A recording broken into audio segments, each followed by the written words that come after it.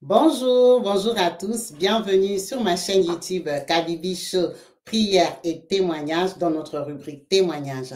Alors, comme vous savez, tous les matins sur cette chaîne, on partage une exhortation biblique qui est présentée par le pasteur Amadou à 5h30 du lundi au vendredi. Et les après-midi, dans notre rubrique Faits divers, on parle des sujets que nous rencontrons, que nous vivons dans notre quotidien, dont nous avons envie d'en parler. Nous avons besoin des conseils des papas, des mamans, de la team et pourquoi pas un conseil biblique de la part du pasteur Amadou toujours. Et le soir du lundi au vendredi, on partage des émissions de chaînes de prière qui sont présentées par moi-même, Maman Kabibi, sur lesquelles on fait des prières de combat, on renonce, on combat les esprits mauvais. Et tous les samedis à 5h30, on partage la prière de la semaine qui est présentée par le pasteur Amadou lui-même. Alors, pour tout ça, n'hésitez pas à me contacter sur le 00 33 6 29 57 24 87, qui est le numéro de la chaîne sur lequel vous pouvez me laisser vos voice, vos messages en WhatsApp de préférence. Et sinon, on peut aussi prendre les rêves qui sont interprétés par le pasteur Amadou. Merci à vous tous. Donc, sans plus tarder, on va passer à notre témoignage. C'est notre maman qui vient nous témoigner la gloire de Dieu, sa fidélité dans sa vie et dans la vie de sa mère. C'est une maman. Alors, je fais le choix de l'appeler Maman Nelly. Merci, maman. Notre maman, sa mère à elle, est originaire de Sinamari en Guadeloupe. Alors, notre maman est une maman de Guyane. Alors, merci beaucoup, maman. Merci beaucoup pour ta présence sur la chaîne. Merci à toutes les mamans qui sont là, qui nous encouragent avec leurs expériences pour nous montrer encore la grandeur de Dieu dans leur vie. Notre maman, je fais le choix de l'appeler Maman Nelly. On va dire que c'est Maman Nelly qui nous a contactés pour partager son histoire. Comme vous savez, sur ces émissions, tous les noms sont des noms d'emprunt. Maman Nelly, qui est-elle? Sa mère est originaire de la Sinamari. Sinamari, qui est une petite ville en Guyane. Et elle a évolué là-bas. Elle est née des parents agriculteurs. Donc, c'était sa vie. Il n'y avait rien de spécial.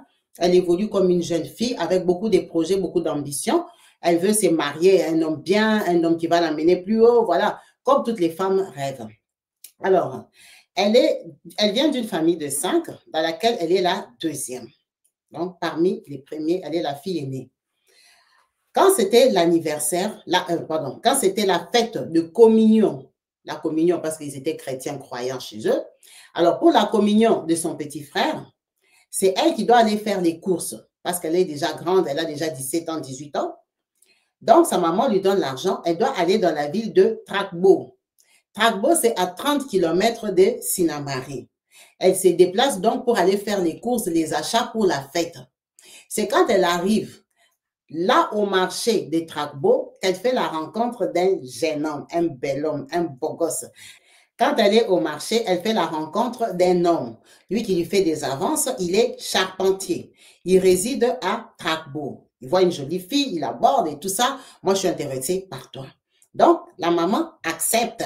Elle accepte, elle lui dit, non, moi, je vais venir faire des courses, mais moi, je vais te revoir, moi, patati patata. OK, ils échangent. Elle retourne, c'est comme ça qu'elle rencontre l'homme de sa vie. Le monsieur la fréquente, il fait toutes les formalités, il vient, il épouse officiellement, elle devient sa femme. Ça veut dire que sa maman quitte Sinamari, déménage à Tragbo. Quand ils arrivent à Tragbo, la maman, c'est une femme au foyer, elle s'installe, elle commence à mettre au monde ses enfants. Alors le monsieur, il est responsable, il a une parcelle, il a un terrain, il a une maison dessus. Elle prend l'initiative de faire les plantations dans sa parcelle parce qu'elle a des petits-enfants, des enfants à bas âge.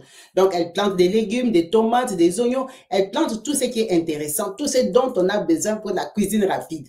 Alors, quand ça pousse, vu qu'elle est enfant d'agriculteur, elle prend l'initiative de commencer à les vendre. Non seulement elle les vend au marché, elle va aussi vendre aux vendeuses du marché. Elle ne va pas s'asseoir au marché. Elle est comme une fournisseuse. C'est comme ça qu'elle tourne. Donc, elle a quand même de l'argent. Elle vit de ça. Elle met au monde 3 enfants, tout se passe bien. 4 enfants, tout se passe bien. Dans leur ville, dans leur pays, généralement, il y a beaucoup d'or. Donc, les femmes, ce sont des femmes qui aiment mettre l'or. Elles gardent l'argent dans l'or, un peu comme à Kinshasa. Les femmes achètent des bijoux en or. Donc, l'or, c'est vraiment ça. C'est ça qui te valorise, qui te montre que voilà. Donc, elle aimait beaucoup l'or. C'était comme, waouh. Dès qu'elle a l'argent, elle va acheter une chaînette, elle va acheter une gourmette, elle va acheter, voilà. C'était une femme vraiment très coquette. Elle évolue très bien. Sa belle famille, il n'y a pas de souci. Tout se passe très bien, en harmonie. Les enfants grandissent. Elle en a 6. Après la naissance du 6e enfant, elle tombe malade. Malade, malade, malade. Elle va faire tous les tours des médecins. On n'arrive pas à diagnostiquer la maladie. Elle s'inquiète, elle ne sait pas ce qu'elle a. Donc, dans la famille, c'est officiel que la femme là est malade, elle va mourir. Elle regarde les enfants, 6 enfants. Elle dit, Seigneur, j'ai grandi catholique. Parce que vous vous souvenez, elle a rencontré son mari, elle était allée faire les courses pour acheter les vivres frais pour la communion de son petit frère. Donc, eux, ils ont grandi catholiques, croyants, pratiquants. Ils craignent le Seigneur. Elle prie. Ah, Dieu, je vais mourir, je vais laisser 6 enfants, 6 petits-enfants. Seigneur, souviens-toi de moi.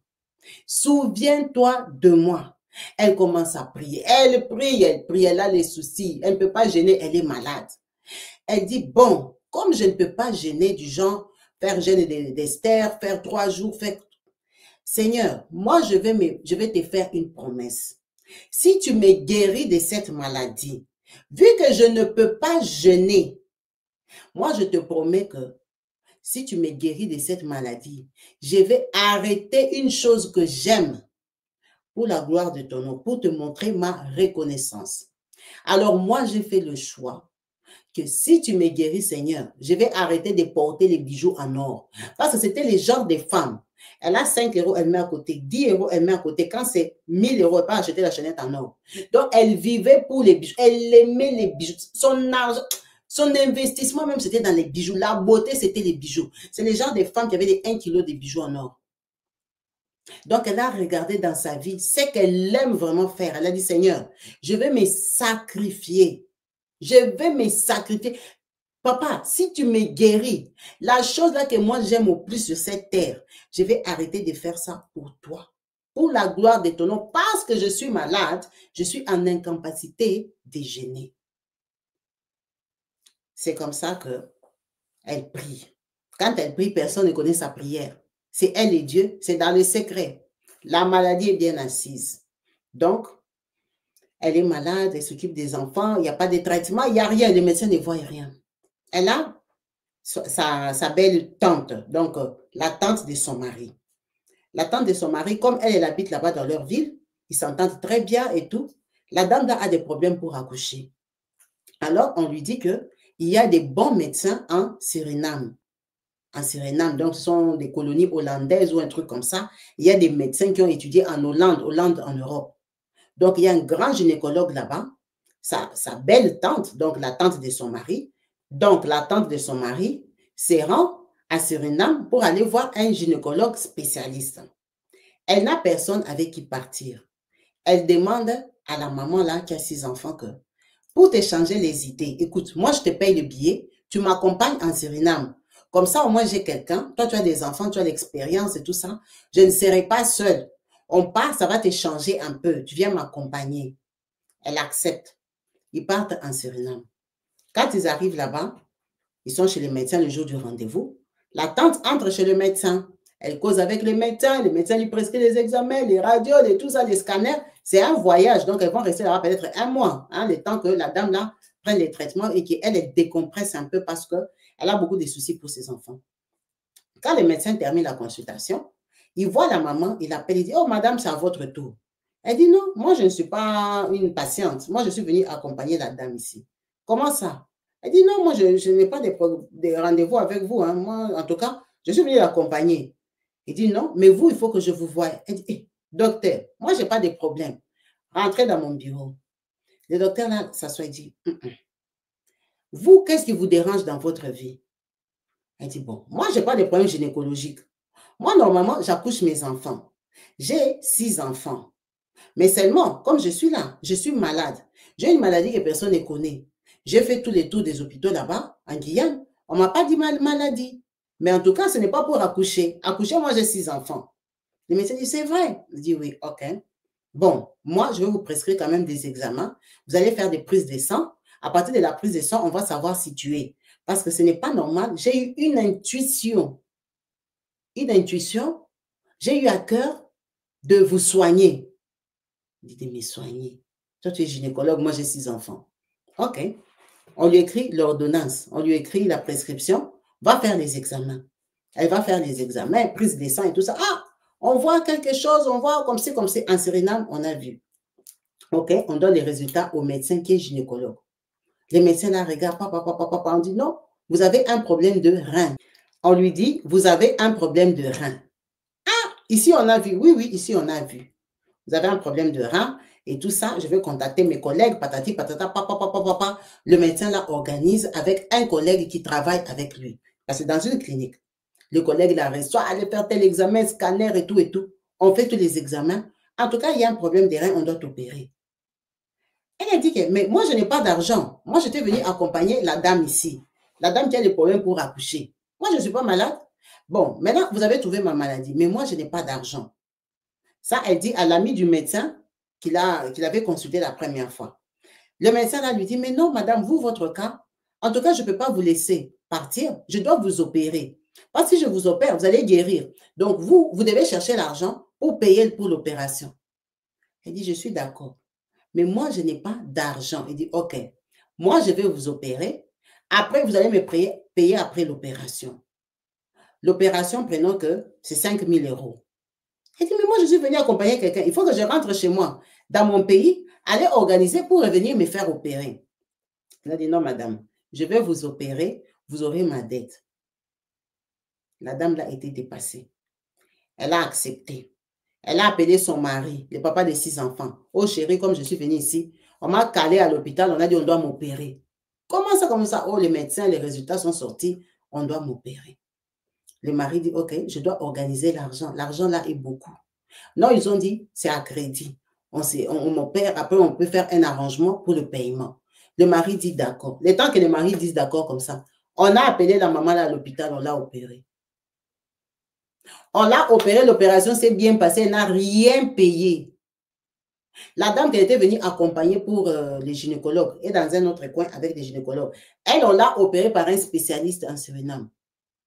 Son mari a téléphoné, il a commencé à payer l'argent en compte-gouttes. La femme, là, on l'a opérée, elle a fait 1 mois à l'hôpital, tout s'est bien passé. Les 1 mois, c'est parce que son mari avait la dette. Son mari s'est arrangé, il a payé petit à petit, petit à petit. Quand il a terminé, elle est sortie. Le médecin lui a dit que sa maladie est terminée. Donc, quand elle rentre, elle est dépassée. Dépassée parce qu'elle ne connaissait pas ces médecins-là, ni la clinique, ni rien du tout. Elle arrive, elle avait fait une promesse à Dieu qu'elle n'allait plus porter les bijoux. Elle dit à son mari, ah, moi je crois que c'est Dieu qui a répondu à ma prière, regarde, on a trouvé la maladie et on m'a même opéré, regarde comment ça s'est passé. Moi, je ne veux plus porter les bijoux. Ses enfants apprennent. Ses enfants ne comprennent, ah, maman, tu ne vas plus porter les bijoux. Donc, ses filles pensent qu'elles vont hériter. Elle dit, non, moi, je ne vais plus porter les bijoux, mais je ne vais pas vous les donner. Je vais m'en débarrasser. Oh, maman, tu ne peux pas t'en débarrasser. La maman dit, non, c'était une promesse que j'avais faite à Dieu. Dieu a réalisé sa part. Dieu a permis qu'on m'opère. D'abord, il a permis qu'on voie ma maladie. Moi, je ne vais plus mettre les bijoux. Les enfants ont pris ce qu'ils pouvaient prendre. Le reste des bijoux, la maman, après, elle a tout vendu. Tout. Tout vendu. Donc, elle s'est débarrassée. Elle est devenue une personne simple. Elle ne porte plus l'or pendant que c'était son délire. Donc, pendant des années de mariage, elle a fait 6 enfants. Tout son argent, elle investit dans l'or. Elle a vendu, elle s'est débarrassée de tout cet or-là. Elle est restée. Et après cet engagement-là, elle a mis au monde 3 enfants, d'où Maman Nelly qui nous a appelés. Maman Nelly, c'est un enfant qu'on a mis au monde après miracle, après guérison. Après guérison de sa maman.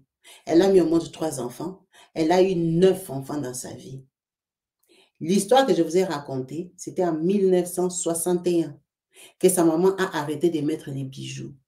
Elle m'a dit, sa maman est décédée en 2021. Si elle était vivante aujourd'hui en 2025, elle allait avoir 100 ans. Donc, cette maman-là est décédée à 96 ans. 96 ans que la maman est décédée. Mais elle devait décéder en 1961. Est-ce que vous comprenez le truc là? En 1961, elle était déjà condamnée à la maladie qu'on ne connaissait pas. Elle était partie accompagner quelqu'un pour changer les idées. Les idées de la mort. Les idées de je veux partir, je vais laisser 6 petits-enfants. Notre maman qui nous a contactés, elle est née après 61. Parmi les 3 enfants là, elle est née dedans. Et sa maman a vécu. Elle a même changé de siècle. Elle est passée avec nous à un autre siècle. Cette maman qui devait décéder en 61. Elle est venue témoigner pour dire que Kabibi, Dieu est fidèle. Dieu est fidèle. Quand tu es fidèle à Dieu, Dieu est fidèle. Quand tu respectes ta parole devant Dieu, il est fidèle et juste. Elle a dit, ma mère, ce n'était pas les grosses pratiquants de la parole, comme aujourd'hui l'évangile nous a beaucoup enseigné. Mais c'était des gens qui s'accrochaient. Donc, le petit enseignement qu'ils avaient, la connaissance qu'ils avaient de Dieu, ils s'accrochaient. Ne minimise pas la connaissance que tu as. Tu crois que toi, tu ne connais pas la Bible, tu ne connais pas les versets, tu connais un peu seulement. Mais on dit c'est ta foi. Elle avait foi. La dame là pleurait, elle disait tout pour mes enfants. Seigneur, pour mes enfants, ne m'enlève pas de cette terre. Je ne vais pas laisser les petits enfants ici. Pardon. Elle priait, elle pleurait parce qu'elle voulait que Dieu lui donne une nouvelle vie, une nouvelle chance. Elle a dit, tu vois l'opération de ma mère, ça l'a dépassé parce que, d'abord, elle n'avait pas l'argent. Elle a fait 1 mois à l'hôpital parce que elle avait voyagé, elle n'était pas partie pour se faire soigner. Il n'y avait pas d'argent. L'argent, il fallait chercher. Et son mari, il avait emprunté. Donc, il avait, comme on dit, tapé la tête. Quand un homme maintenant décide de se battre pour toi, cogner ici, cogner là-bas, l'argent est venu de gauche à droite. Ses parents n'étaient pas riches. Ils ont payé la facture. D'abord, on l'avait déjà opéré. On ne lui a pas dit, va chercher l'argent, on va t'opérer. On l'a opéré d'abord. Et ils ont payé après. Elle a dit, tu vois, tout ça là, c'était les signes de Dieu que Dieu avait accordé. Non seulement il avait accordé l'opération, on a vu la maladie. Parce que la maladie, on ne la voyait pas. On a vu la maladie. On a opéré la maladie gratuitement. OK? Même si on a payé après, mais sur les coups d'abord, on a opéré. Donc, ils sont passés déjà à l'acte. Et seulement après, Dieu l'a béni pour lui montrer que j'étais validée. Mais elle a été fidèle à sa promesse. Elle a été fidèle à la parole qu'elle avait sortie. Elle a été fidèle à sa demande. Elle dit, ma mère n'a plus jamais mis un bijou jusqu'en 2021. Oh, elle était addicted. Elle était esclave des bijoux. Elle l'aimait. Donc, vous voyez les femmes qui s'aiment là que moi, voilà. Son mari n'est pas riche, mais tout son argent, ses économies. Donc, elle est à la page. Elle dit, c'était les femmes comme ça. Elle a, comme on dit, les gens disent, j'ai tout laissé pour Christ. Elle avait laissé son péché mignon, comme on dit. Elle avait aimé, laissé ce qu'elle aimait du fond de son cœur. C'est que quand elle regardait qu'une femme, c'est ça, elle avait laissé pour Dieu. Et Dieu a été fidèle avec elle. Elle dit, ma mère est décédée à 96 ans. Elle a vu 5 générations. Parce que comme elles accouchaient tôt, leurs enfants accouchaient tôt, et puis aussi, notre maman qui nous a appelés ici, elle a des petits-enfants. Elle dit, mes petits-enfants, ma mère les a vus. Ma mère est décédée à 96 ans parce que toutes elles ont accouché très jeunes. À 96 ans, sa mère est décédée. Elle a partagé ses témoignages pour dire que Dieu est fidèle. Aux fidèles, Dieu est fidèle à ceux qui lui sont aussi fidèles. Parce qu'il nous sonde. Il nous sonde. On ne va pas dire que Dieu nous teste pour voir. Non. Il connaît nos cœurs. Quand on lui parle, il écoute. Quand on lui parle, il sait savoir que cette pensée est sincère. Cette pensée vient des tripes. Cette pensée, cette demande, je lui donne une chance. Elle dit, tu vois, ma mère,